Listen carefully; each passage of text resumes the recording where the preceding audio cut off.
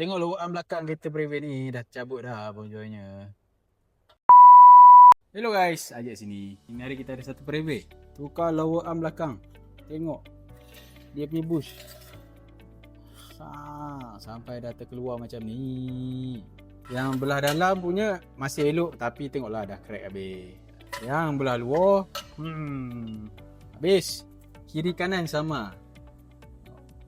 Kalau dah macam ni bawa, faham lah kan rasa macam mana.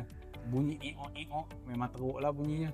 Untuk kereta yang pakai torsion beam, tak ada luaran belakang. Macam mana kita pakai torsion beam? Kereta Beza, Myvi, Azia, Saga, kereta-kereta macam tu pakai torsion beam. Dia ada bridge seam lintang kat belakang. Dia hanya ada exhaust belakang dengan coil spring. Untuk kereta yang pakai luaran belakang macam kereta ni Private, Personal lama, Wira, lebih sikit lah dia punya penjagaan dia Tapi sedap lagi kereta yang pakai luaran belakang lah. Dia tak ada rasa berbuai.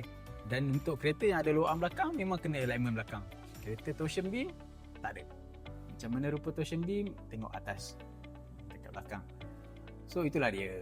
Nak check suspension, nak tukar suspension, nak tukar lower arm ke apa-apa benda, boleh roger kita.